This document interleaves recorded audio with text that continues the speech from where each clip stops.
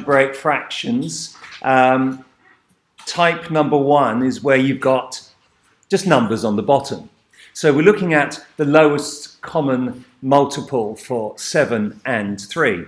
And I like to think that you could all do this in your heads. You got, what's the multiples of 3? Well, it's 3, 6, 9, 12, 15, 18, 21. What's the multiples of 7? Well, it's going to be 7, 14, and 21. Now, I would expect that is done in your heads.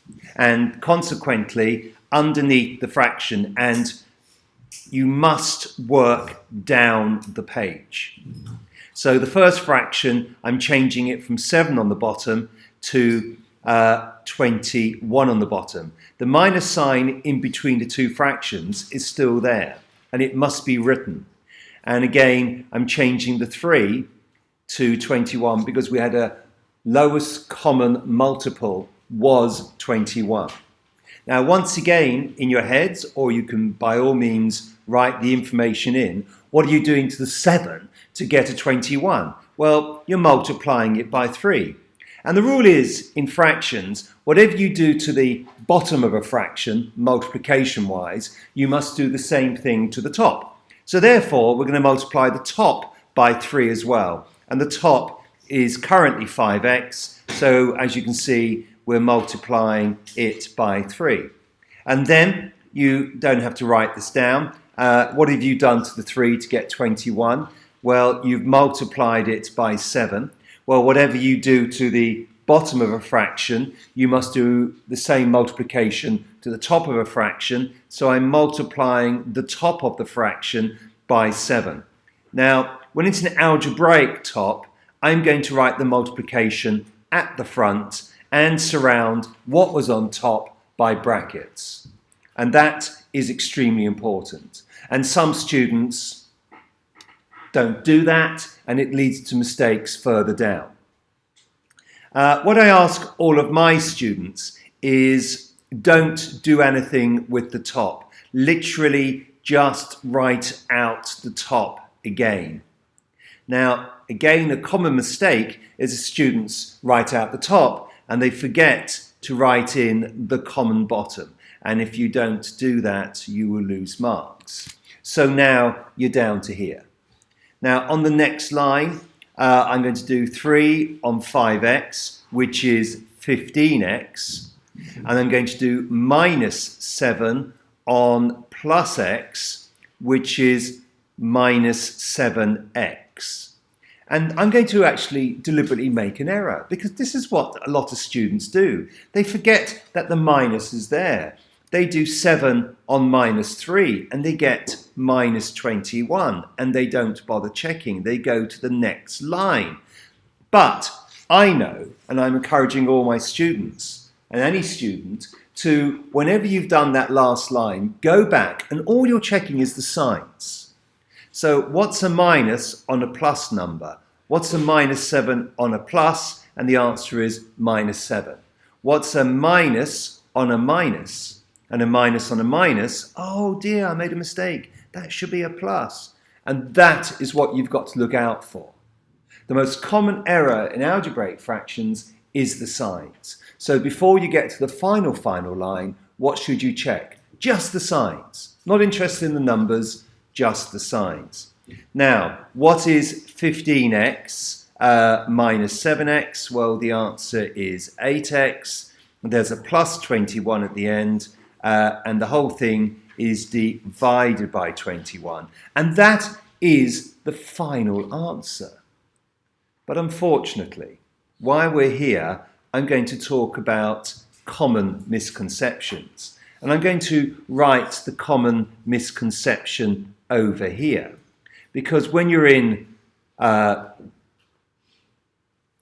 classes, you were told if a number appears on top, and it's the same as the number on the bottom, you can cancel it out. And I've seen students do that. And then they say, well, the answer is 8x. Now, fortunately for you, if you were unfortunate enough to make this common error, you've still got the line down the bottom, and that line down the bottom is correct, and they will give you full marks. But the big issue is, why is that wrong? It's no point me putting a common misunderstanding.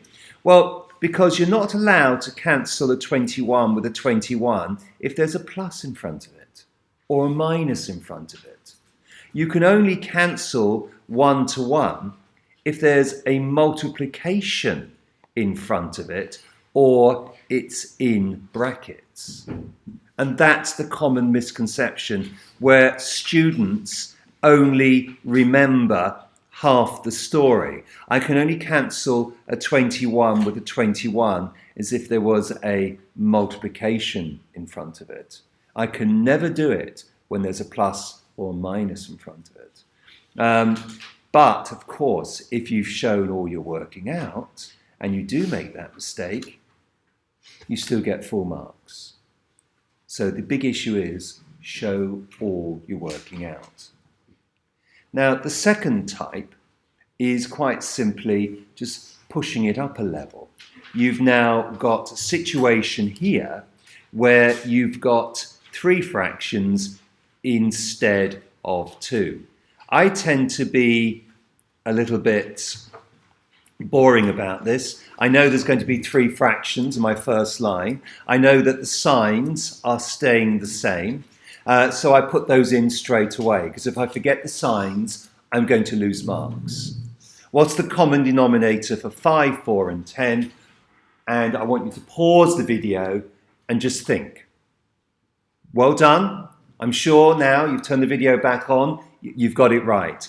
And of course, what is that lowest common denominator for 5, 4 and 10? Well, the answer is, it is in actual fact 20. Now, if you're not sure, then you have to go over here and do the 5 times table until you get up to 20. And you've got to do the 4 times table until you get up to 20. And then you do the 10 times table, and you'll discover very quickly that the lowest common multiple, often referred to as lowest common denominator for 5, 4 and 10, is in actual fact 20. So you put 20 underneath each one. If you do that, you're going to have a 10 mark, guaranteed. You get one more thing right and you've passed the question. But you don't want to pass the question, you want to get it all right. What have you done to the 5 to make it into 20? Well, you've multiplied by 4. No harm writing that in if you want to. If whatever you multiply the bottom by, you've now got to multiply the top by the same number. What have you multiplied the 4 by? Pause the video. Right, thank you for starting the video up again. What did you multiply the 4 by? Of course, yes, you got it right. You've multiplied it by 5. And whatever you multiply the bottom of a fraction by, you must now multiply the top of the fraction. And then the last one but not least is, what have you done to the 10 to make 20? Well, you've multiplied by 2. So now you have to multiply the top by 2. And this is the big secret. You've got plenty of time. Some students cut corners. They cut corners and they skip lines out, and that's why they make mistakes. Not everyone, but it's why you make mistakes. The more lines you skip out, the harder it is to check. So if you go back and you skip lines out, you have to do more in your head. It slows you down. So always show the lines of working out. And the next line for working out is you literally copy out what you've got on that top line, and you don't do anything else. And what have you got to do now? All you've got to do is, have I copied that top line correctly? And it's very simple to check. And then you write the common denominator on the bottom. So now I'm going to do the multiplication. 4 on 3 is 12, 12x. 4 on minus 1 is minus 4. Minus 5 on 2x is minus 10x. I'm going to go back and do a check at the end. minus 5 on minus 3 is plus 15. Plus 2 on x is plus 2x. Plus 2 on plus 1 is plus 2. And the whole lot is divided by 20. And you do not go any further until you've gone back and you've checked the most common mistakes. The most common mistakes are, did you do the multiplications right? I know it sounds silly, but some people do 4 on 3 and write 7. Their brains have added the numbers together instead of multiplying. And we've got to remember that this bracket symbol means multiply. So all I'm doing now is checking the multiplications. What's 4 on 3? Well, it's 12. Got it right. What's 4 on 1? 4. What's 5 on 2? 10. And so on. And then when I've checked all the numbers, I go back and check the signs. And what's the signs I'm really focusing on? Let's be honest about it. It's the minus sign. A minus on a plus is a minus. The minus on a minus is a, and this is when you discover that you may have made a mistake here, and you correct it, and then you move on. Now, when we get to this stage, we only focus on the x's. 12, or you use your calculator, I don't mind, but most students are more than capable of doing this in their heads. I'm focusing on the x's, so I don't say x, I just look at the numbers. So there's a plus 12. I'm looking at the next x. What's its value? Minus 10. What's 12 minus 10? Well, of course it is, it's just 2. And what's 2 plus a 2? Well, it's just 4. And oh, what was I focusing on? I was focusing on x's. So it's 4x. Okay, now that I've focused on the x, little ticks to make sure I've done them all. I might do a quick check to make sure. Now I'm focusing on the numbers. What's the first number? Minus 4. Going up 15. Pause. Pause the video. Think. Okay, I'm sure you've got the answer. The answer, of course, is minus 4 plus 15. You're starting at minus 4. You're going up 15. You end up with plus 11. Plus 11. And then you're adding on another 2, which gives you a plus 13. And the whole lot is over 20. And there's your second, quite hard, fraction. This is a grade boundary question. Students get this wrong. This is what stops students from getting a higher merit. This is what's going to get you a higher merit. This is what's going to get you a distinction. Okay, we move on now to question 3. Now, I wanted you to treat this part with slight difference. I would like you to, in a few minutes when I finish talking, to pause the video and see if you can actually work this through on your own. And then what you can do is run the video as a form of self-assessment and checking mechanism to make sure that you've actually learnt the correct order of things and the correct procedures based on the previous 2 examples. Now, you should all know by now from what's happening in class that when it's an algebraic bottom, that 9 times out of 10, the quickest way to get the bottom lowest common denominator is actually multiplying the 2 algebraic bottoms together. So I'm going to multiply these 2 algebraic bottoms together. So I've got 2x minus 3 on 3x plus 1. There's my minus sign, as per normal, because that's what it was up here, a minus sign. And then I'm doing my second fraction, and don't forget, it's a common denominator. And once again, if you've made a mistake at this point, well, fine, pause the video and correct it and carry on. So pause the video now, correct what you've done, and move on. Okay, you're back with me, I hope. And what we have now is you have to ask yourself, what was already on the bottom? what was already on the bottom was 2x minus 3. So this was already on the bottom. So what have you multiplied? How have you changed the bottom? Well, you multiplied by 3x plus 1. And the golden rule is, if you've multiplied by brackets 3x plus 1 on the bottom, you've got to multiply the top by 3x plus 1. Now, because the top is a number, I'm going to put the 3x plus 1 after it. If you put the 3x plus 1 in front of it, well, you've got an extra line of working out, because you should always move the 5 to the front before you multiply out a bracket. Now, on the other side, what did I already have on the bottom? I already had the 3x plus 1. So what have I done to create this new bottom? I've multiplied by 2x minus 3. Now, I'm not suggesting you write what I've just written in black here. That might be in your head. But what are you multiplying by 2x minus 3? Well, you're multiplying this 7. Now, this time, I'm actually going to do what some students do.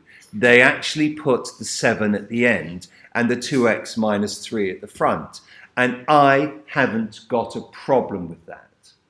But if you do that, then unfortunately, it does lead to mistakes. So on the next line, you really, before you move the problem on, you need to rewrite it and bring that 7 to the front. So there's your minus sign. That 7 is now going to be written at the front. I'm not going to tell you why. There is a reason. And the reason is to avoid mistakes with signs. Well, I am telling you why, but I'm not showing you why. Now, what's the rule? What's the rule? When you get to this stage, you do nothing except tidy up the top. So you do 5 on 3x plus 1 minus 7 on 2x minus 3, and that's now all over the common denominator, which is 2x minus 3 and 3x plus 1. And what you have now is you double check, make sure it matches the line above. Once you double checked it, you're into the multiplication game. What's 5 multiplied by 3x? And the answer, of course, is yes, well done, it's 15x. Now, see if you can get the next one. What's 5 multiplied by a plus 1? Good. I hope you didn't wait for me to tell you. I hope you've written it down already. It's going to be plus 5. What's minus 7 on a plus 2x? I'm going to, please, by all means, pause the video, see if you can get the next bit right. Okay, well done. Minus 7 on a plus 2 is minus 14. It's a minus 14x. What's a minus on a minus? Well, it's a plus. And what's 7 on 3? Well, it's 21. Going slowly sometimes means you are more likely to get it right. In actual fact, because it cuts down on checking time, you end up doing the problem faster. So we now got to this point here on question number 3, and now we're going to finish it off. 15x minus 14x. Well, 15 take 14 is 1, and it's 1x. And plus 5 plus 21 is plus 26. And on the bottom, we have the common denominator, which is 2x minus 3 and 3x plus 1. Now we're moving on to the final version I am going to do today,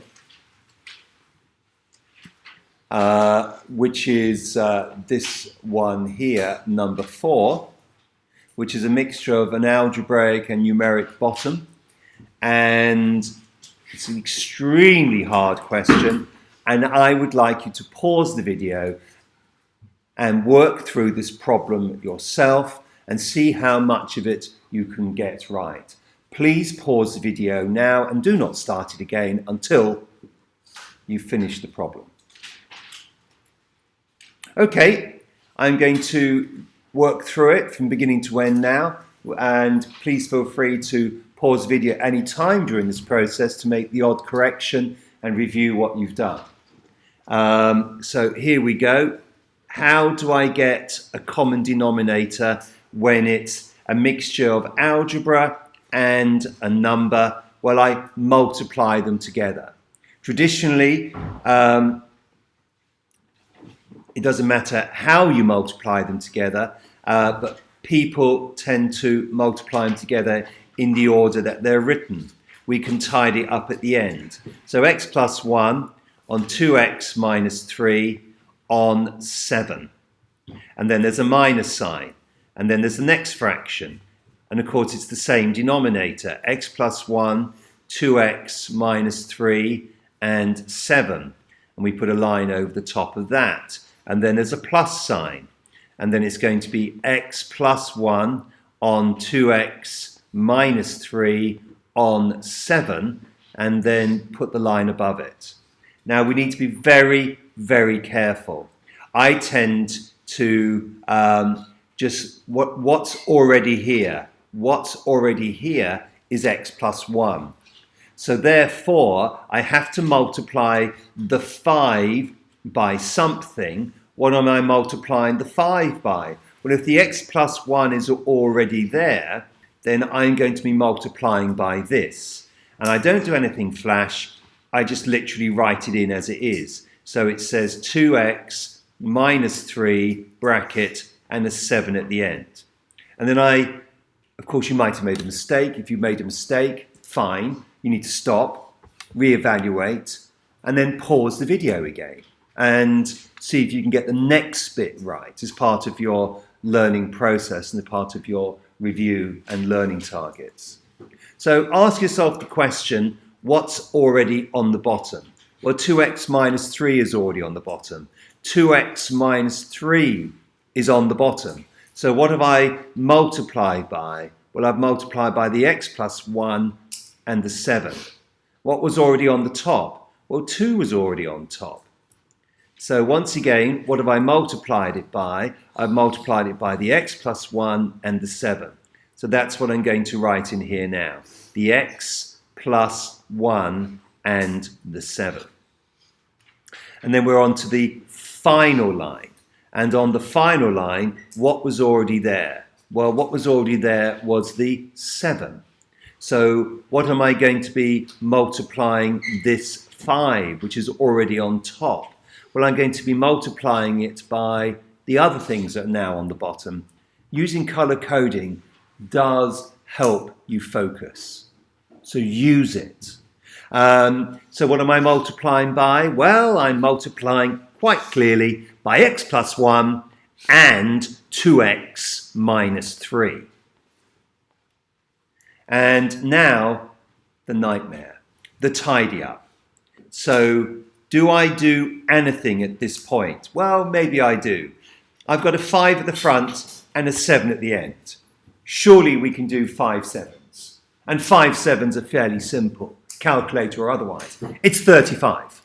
So we know that 5 sevens are 35 on this bracket, 2x minus 3. I'm doing the absolute minimum amount of work, because if I get the next line right, I might get 7 marks out of 10. If I don't get the next line right, I'm down to 5 out of 10.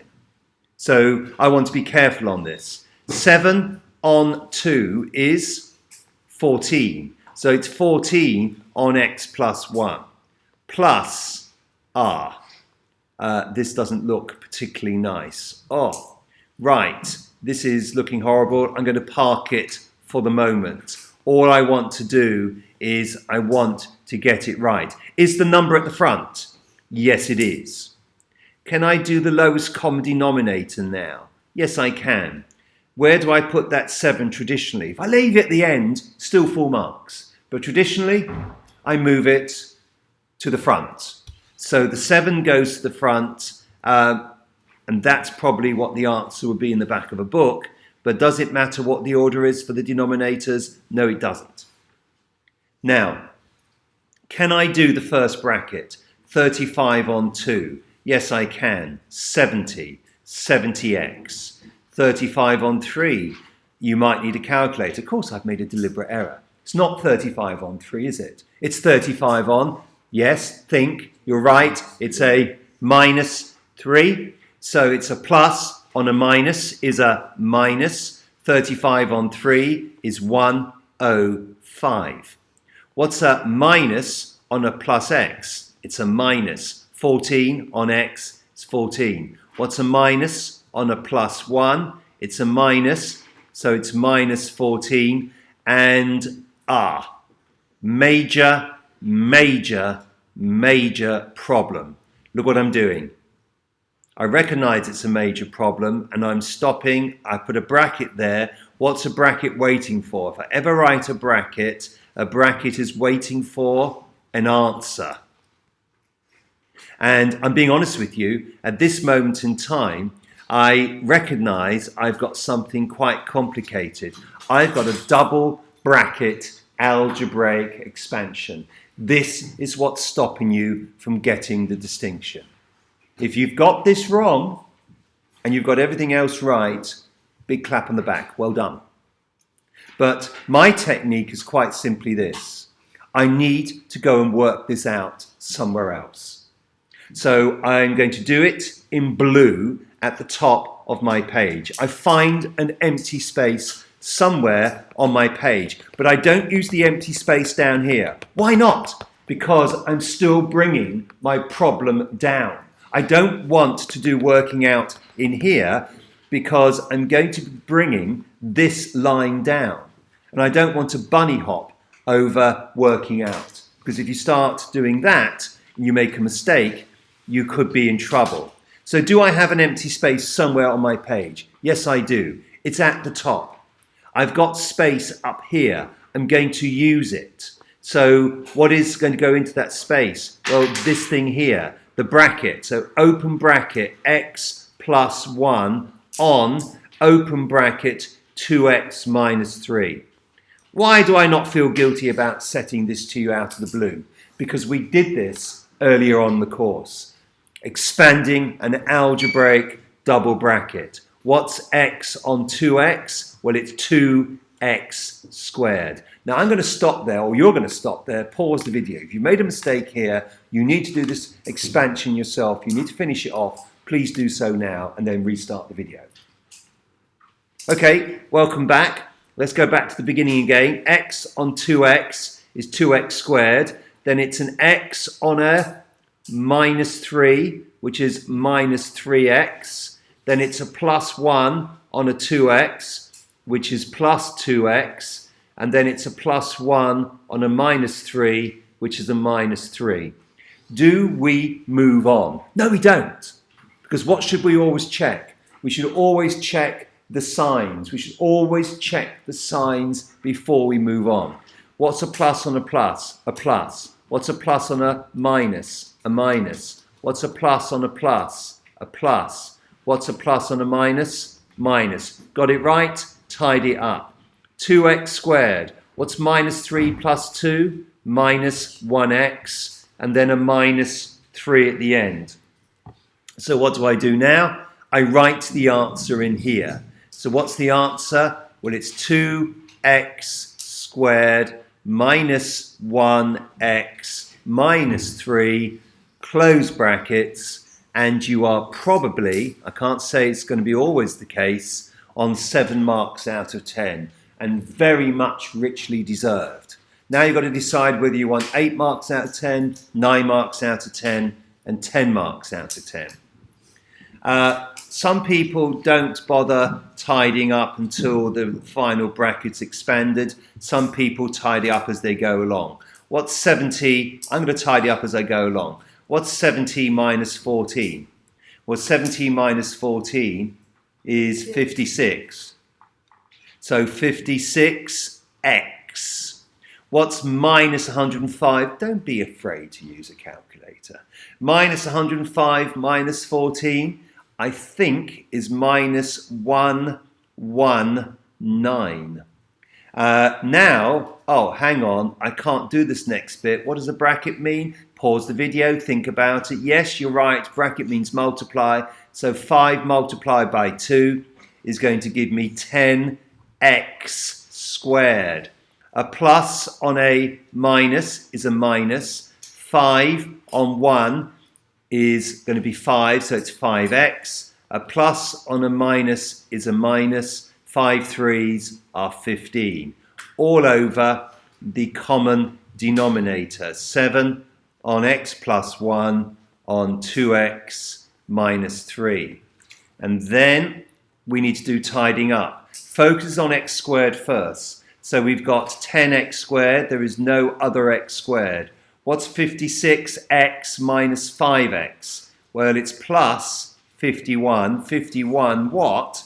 51x. Up to you if you want to use a calculator or not. Minus 119 minus 15 is minus 134. And the whole lot is divided by 7 over x plus 1 on 2x minus 3.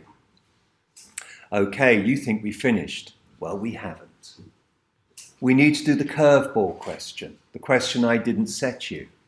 So if you do this question, I'm going to put it up now, and let's see if you can remember from what we did in class what the trick is.